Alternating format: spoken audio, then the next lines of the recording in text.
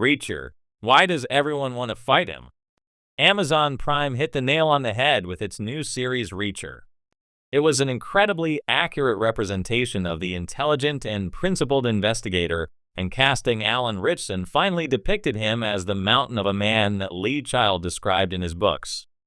So the most confusing thing in Season 1 was why anyone kept fighting this guy with how often he completely annihilated people.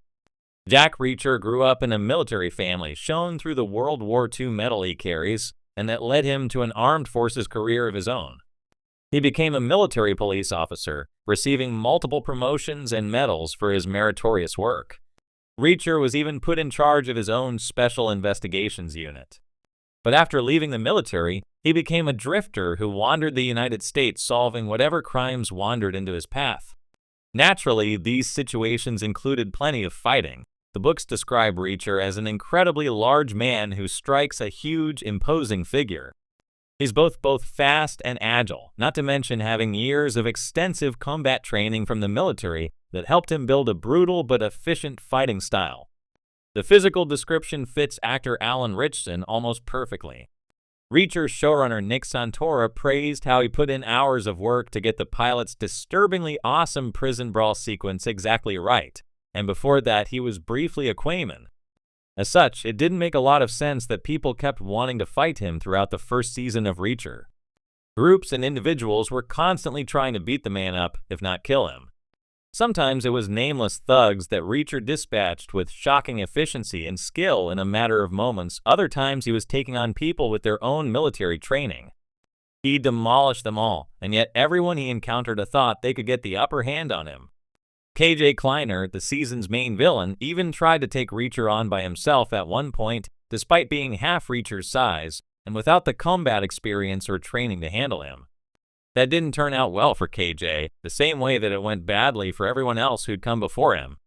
Reacher was the perfect live-action adaptation of the popular Jack Reacher character. It finally got him right in many respects, including his physical appearance and fighting ability. If there was anything to quarrel with in Season 1, it was that Reacher was dispensing justice in a small town where people should have heard about what he was doing. There had to come a time when people would think better of the situation and stop trying to take on the reigning champion of world-class butt-kickings, but maybe that will happen in the upcoming Season 2. Jack Reacher, the towering and enigmatic protagonist of Lee Child's best-selling thriller novels, is a man who seems to attract trouble as easily as he draws breath. Reacher, a former military police officer turned drifter, wanders the United States, solving crimes and dispensing justice in his own methodical, brutal way.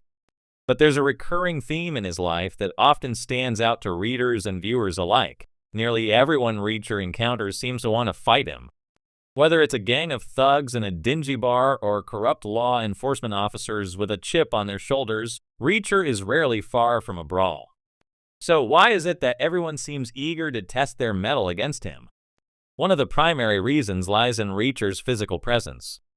In both the books and screen adaptations, Reacher is depicted as a giant of a man, standing at around 6'5" and weighing 250 pounds, with the raw muscular build of someone who has spent a lifetime in physical training.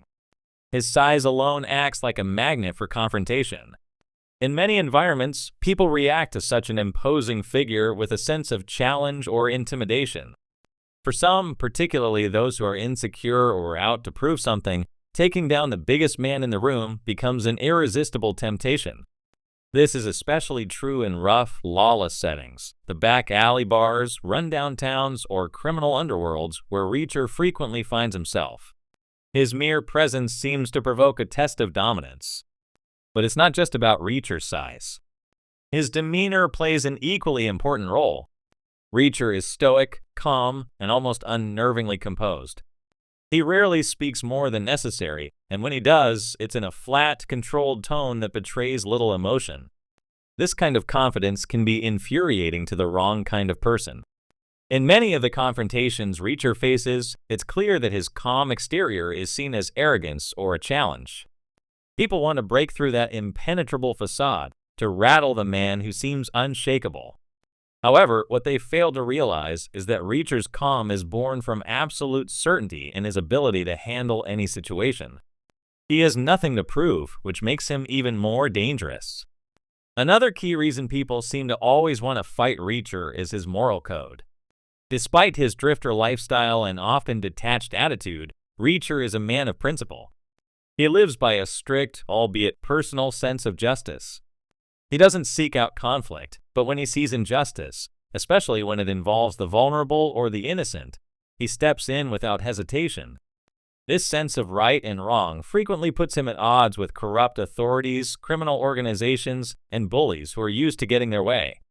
To these people, Reacher represents an immediate threat to their power. He's not just a big guy passing through, he's someone who will expose their wrongdoings and, worse, punish them for it.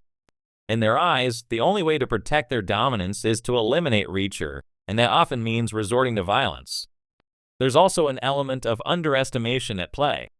Because Reacher doesn't flaunt his military background or his considerable combat skills, many of his would-be opponents assume that they can overpower him simply because they outnumber him or have weapons.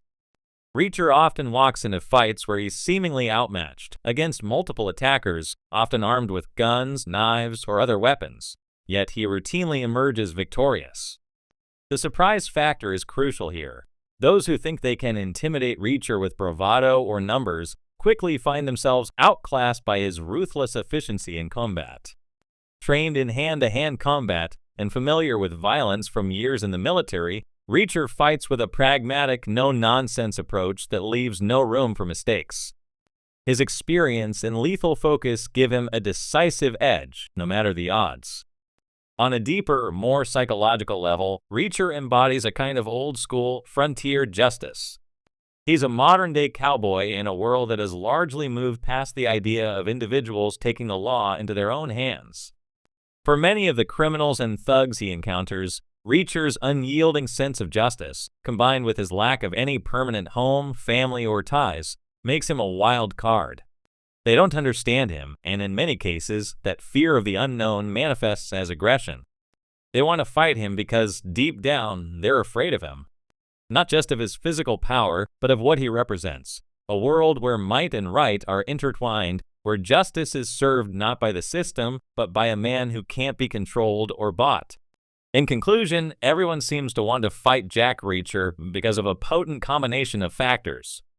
His imposing physical presence, calm demeanor, strict moral code, and underestimation by opponents all contribute to the near-constant violence that surrounds him. Reacher doesn't seek out these confrontations, but they seem to find him wherever he goes. He embodies a kind of raw, primal justice that many are either threatened by or feel compelled to challenge. Ultimately, those who pick a fight with Reacher almost always regret it, if they're lucky enough to walk away. In conclusion, everyone seems to want to fight Jack Reacher because of a potent combination of factors. His imposing physical presence, calm demeanor, strict moral code, and underestimation by opponents all contribute to the near-constant violence that surrounds him. Reacher doesn't seek out these confrontations, but they seem to find him wherever he goes. He embodies a kind of raw, primal justice that many are either threatened by or feel compelled to challenge.